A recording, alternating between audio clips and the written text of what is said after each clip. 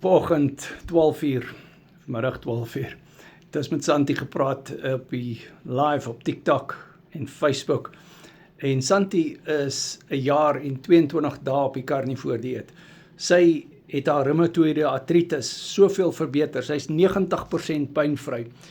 Sy het flouters in haar oë gehad, dis weg. Sy slaap baie beter, haar slaap het verbeter, haar rustelose bene het verdwyn, die simptome het verdwyn. Sy's af van haar hoë bloeddruk medikasie af, in samewerking met haar dokter.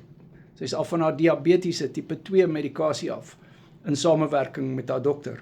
Dit is alles as gevolg van die karnivoor dieet. Sy's af van haar statins af.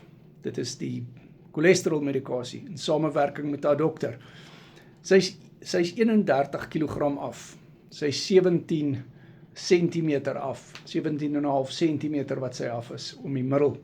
Ek is so trots op Santi. Jy kan met Santi praat op Mindset 40, wat donderdag 6:00 die aand op Google Meet is.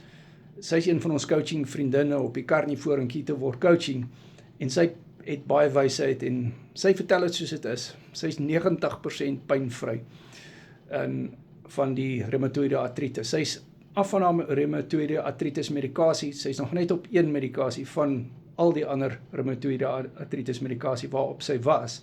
So sy gebruik nog net enetjie, maar 90% pynvry. WhatsApp my, Karnivoor Ketoword coaching, my nommer is in die bio. Karnivoor werk, as jy dit reg doen.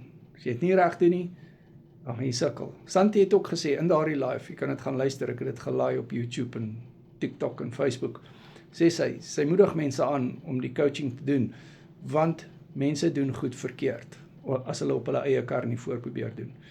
WhatsApp my nommer is in die bio.